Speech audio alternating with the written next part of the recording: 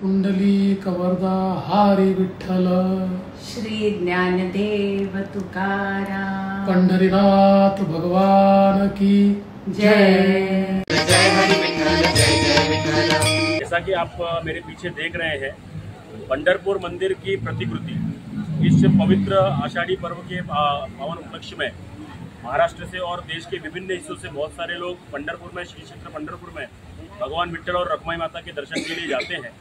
पर ऐसे बहुत सारे लोग हैं जो कि वहाँ पर नहीं जा पाते हैं। तो उन सभी लोगों के अपने ध्यान में रखते हुए हमारे नेता नरेंद्र मेहता जी ने मीरा भाईंदर शहर में ये एक बहुत ही भव्य आयोजन किया है, जहाँ पर लोग भगवान विठ्ठल और रखमाई माता के दर्शनों का लाभ ले सकते हैं और अपने जीवन को सफल कर सकते हैं। एक साप्ताहिक कार्यक्रम है। आज 17 जुलाई 2024 से 23 जुलाई 2024 तक मीरा रोड पूर्व के एसके स्टोर परिसर में सेंट्रल पार्क लॉन में ये आप भव्य दिव्य मंदिर का एक स्थापना देख रहे हैं।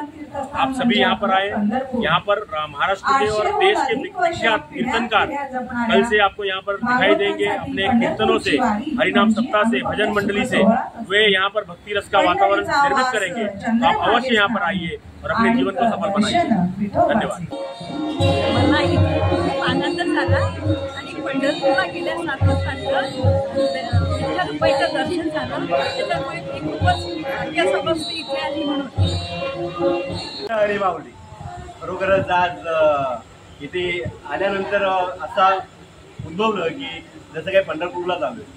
आज मीरा भाईंदर वासियांसाठी जे संस्थेने काम केलंय, प्रति पंढरपूर अवघं मीरा भाईंदरमध्ये आणून ठेवले। विठ्ठलाची मूर्ती बघून डोळे पाणावले। कोणाला पंढरपूरला जाता येत नाही आणि आता सध्या तर असं आहे की पावसा पाण्याचे दिवस आहे।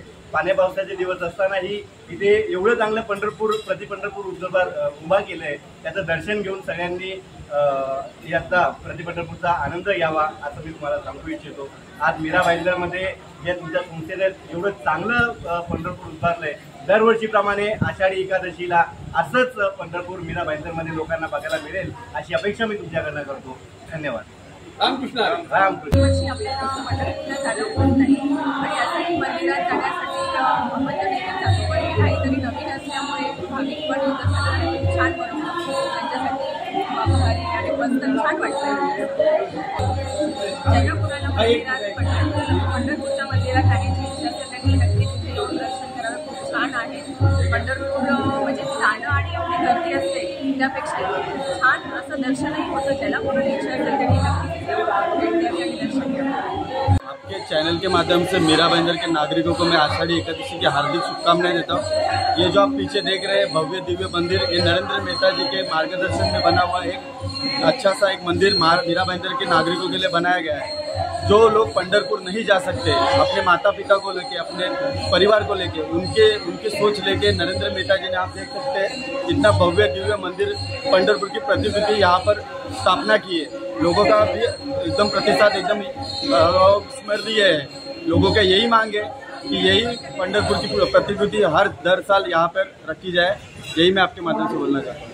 खूप बरं वाटलं, कारण की मी युवा आहे। आजचा युवा बाहेर पडत नाही, मंदिरात राहत नाही, पण असं काही जेव्हा करण्यात येतं मीरा भाईंदर शहरात आणि एवढी मोठी प्रतिभा इथे जी साकारलेली आहे आपल्या भव्य विठ्ठल मंदिराची मीरा भाईंदरमध्ये, जे बघून मन भारावून येतं आणि खूप बरं वाटतं। असं वाटतं की विठ्ठल साक्षात इथे आला आहे आणि आम्हाला दर्शन देत आहे। तर आम्हाला बघून खूप आनंद झाला आणि ते वातावरण इथे पाहायला भेटलं। इथे होया होत आहेत, इथे मंदिर आहे, तर पूर्ण एकत्रित वातावरण बनवलेलं आहे। हे बघून खूप आनंद झाला।